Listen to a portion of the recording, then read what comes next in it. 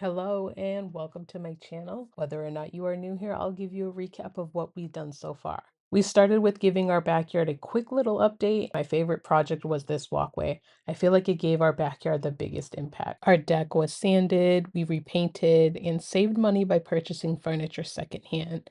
We tackled our very dangerous and underutilized side porch. The upgrades didn't stop there. Our dining room was beyond transformed from this to this. And I'm trying to keep the momentum going around here, so I'm back in my kitchen. I've already done the easy tasks like giving the entire room a fresh coat of paint on the walls and trim. In this video, I'll be updating our hardware, and I'm also going to challenge myself to build a whole cabinet from scratch for yet another DIY upgrade.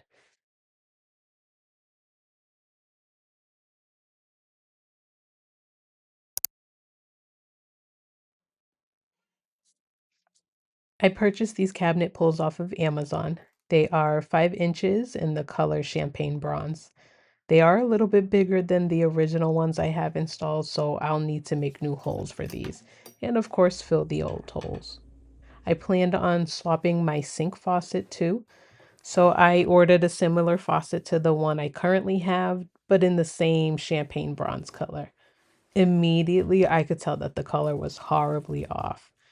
It was nowhere close to the color of the pools.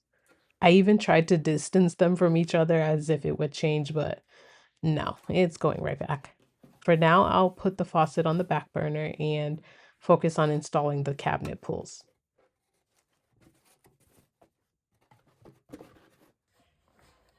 The moment I decided I was going to change the hardware to the cabinets, I immediately purchased this kit. Our hardware has never been changed, and I can even remember when we first moved into the house. For some reason, we thought it was completely okay for two inexperienced homeowners to just blindly install cabinet pulls. And if I remember correctly, once the cabinets were installed, it was pretty much up to us to install them after we picked them.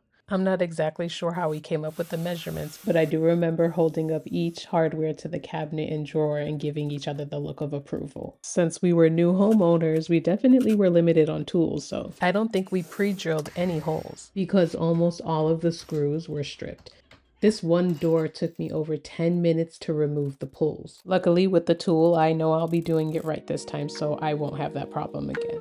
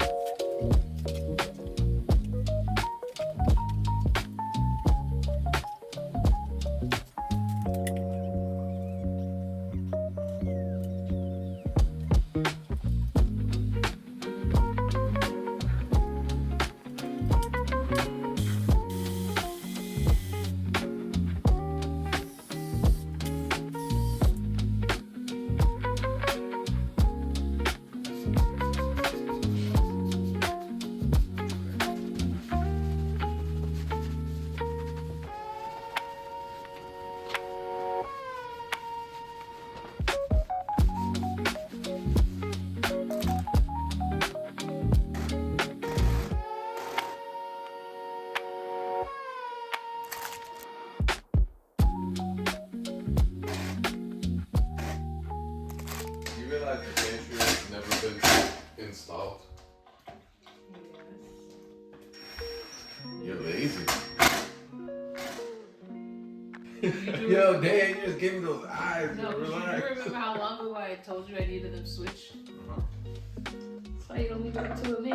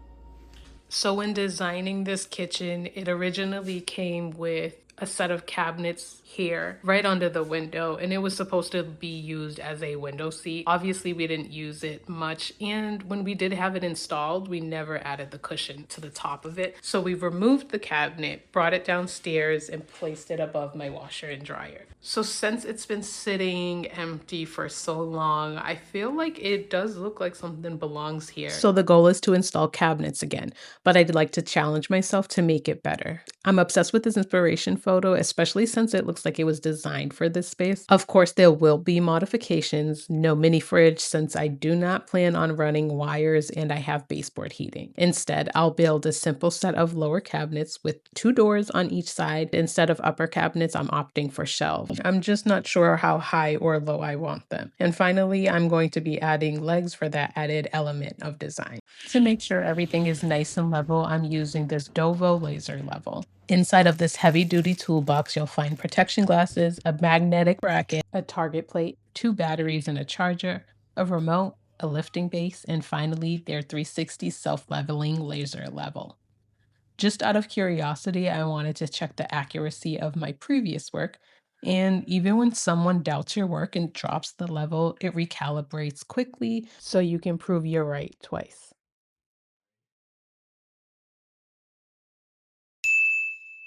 I'll be using the level to make sure the new cabinets line up with the current cabinets, and to activate the self-leveling mode, I'm going to switch the pendulum on the side of it to turn it on.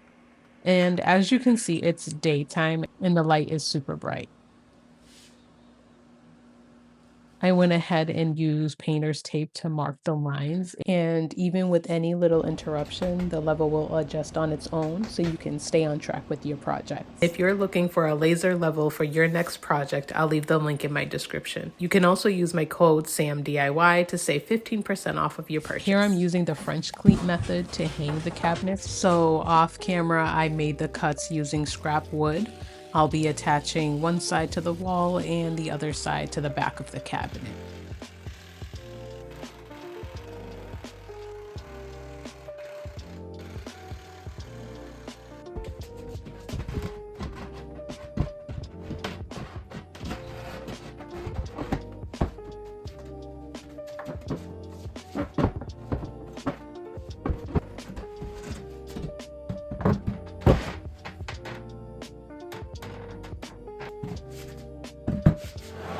So I basically had to do this bottom one over because I had it placed too low.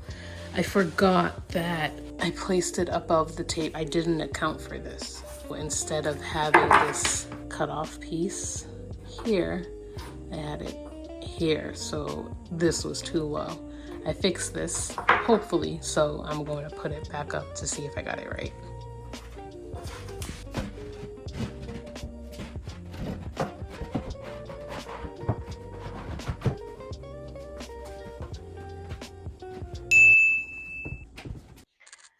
Okay, it is day 2 of working on this built-in cabinet, and yesterday I installed the back part of the cabinet onto the French cleat. So that is what it looks like.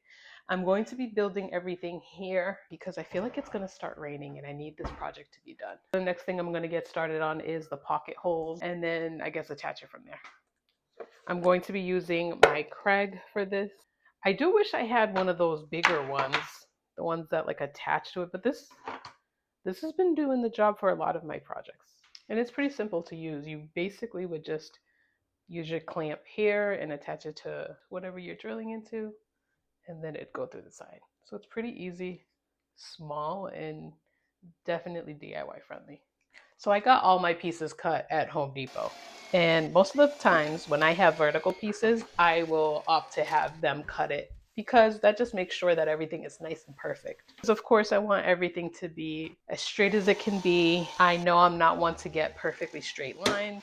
These are larger pieces, so I wasn't as confident. I approached an employee there. He already kind of seemed occupied, so I was hesitant to ask him, but he was the closest one near the machine. I figured I'd ask him. Now, when I asked him, he seemed tired. He seemed kind of annoyed. I showed him my measurement. He seemed visibly upset. I suggested to him I find another employee? And he said, well, that's the problem. I'm the only one that knows how to do that. Not only is he the only one that knows how to do it, he's also due to go on break. So I could tell he was upset, but at the same time, I wanted my wood cut. The whole time he's cutting them, he's just upset. He's talking under his breath, not at me or anything. I kind of ignore him. I let him do his job, and I thank him for giving me my cuts and pushing his break back in order to do so. I thank him, and now he can finally go on break to try to lighten the mood. And he goes, oh, that's not going to help. My husband says, I hope your day gets better. And he says, it won't. Just so upset. But after that happened and him telling me that he was the only one that could do it, it made me think, what is with at least my Home Depot, this thing of having only one person, I guess, certified or trained to do a certain thing? And I say this because it's not the first time that happened. When I was working on the project in the dining room, I needed paint mix. And I will say I did go when we were expecting a snowstorm. So at that time, the manager was sending people home. Being a manager, I kind of thought maybe he could do it. He did find someone, but it took almost 35 to 40 minutes. But I really wanted to get this project done. They told me somebody was coming. If they got a hold of someone, they had me wait 30 minutes and then tell me nobody would be there to mix my paint because nobody was trained. It wasn't a problem that nobody was trained. I would have went home. I would have worked on a different project. Ultimately, they did find somebody else who conveniently was trained, and I went on my way.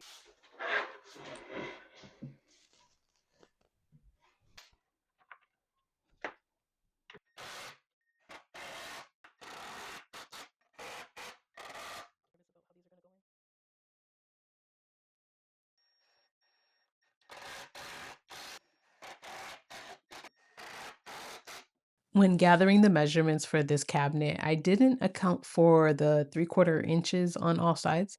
I basically just measured corner to corner. That wouldn't have been a problem, but since I have the trim around this doorway, I have to make adjustments. I figured I just use scrap pieces for the sides since they were already cut straight. The bottom, however, will be short 3/4 of an inch, so what I'll do for the bottom piece is butt it against the back panel and trim whatever's excess. As for the top of this cabinet, I think I'll be fine since I placed the cleats on the back panel, and if that idea turns out to be wrong, I'll just adjust whatever's necessary. With these projects, I never expect everything to go perfectly, but I definitely didn't want to make another cut. I'm going to do that now, and I'll be back.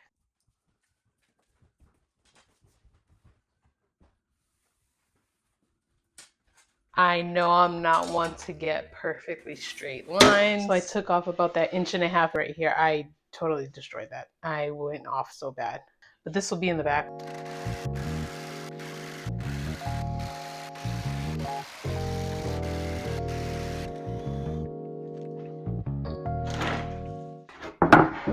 We're good. They meet. So I'm going to install it. And like I said, this is the back. I needed this front to be straight. So this works for me.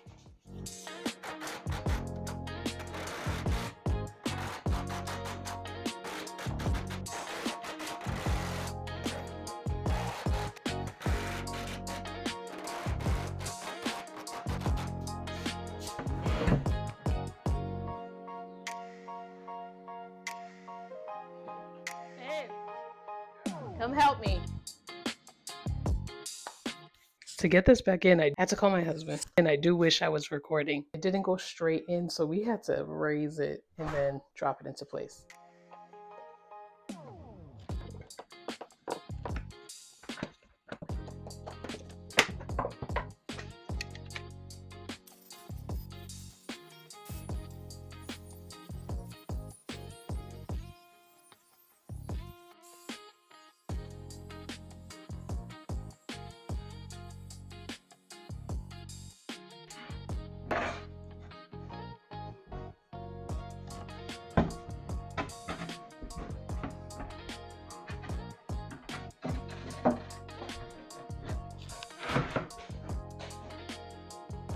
That was actually perfect.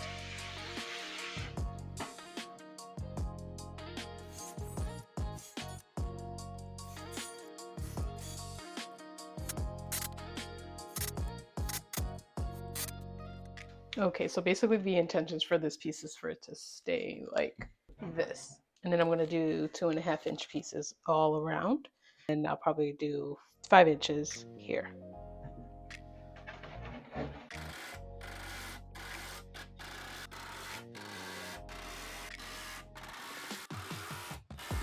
I feel like I'm going to have to get under this like I'm in a car shop or something. I have added the pocket holes to the side trim pieces, and then I added some over here. I did it on both sides. I'm going to install them now.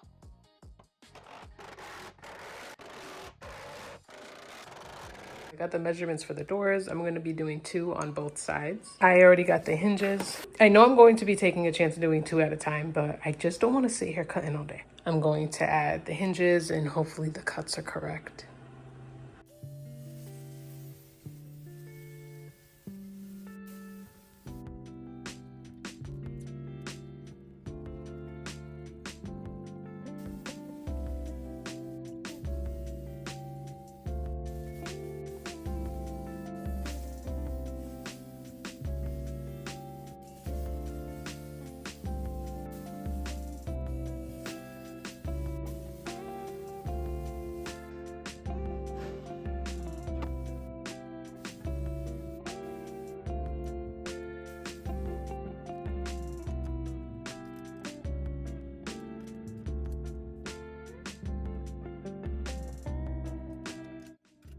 So I think I did pretty good with the cuts. This is the only one that's off. I'm going to shave that off.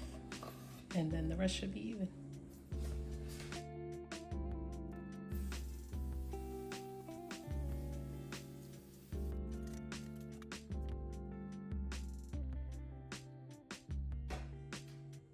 We have our doors.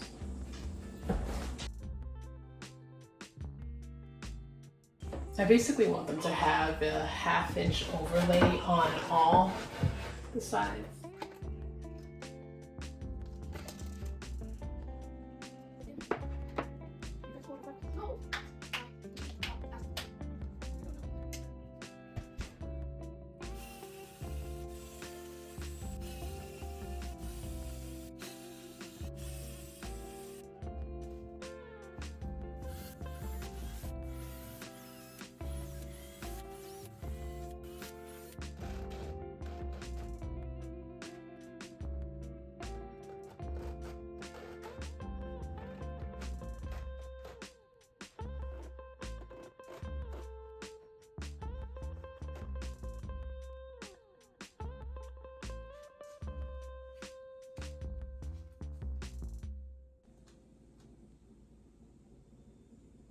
So far, I'm happy with how it turned out. However, there were a couple things that did annoy me. There is this gap in between the doors. The solution to this is to use scrap pieces, which I already had some cut to the perfect measurement. So I'll be placing them here in the center, and that'll solve that problem.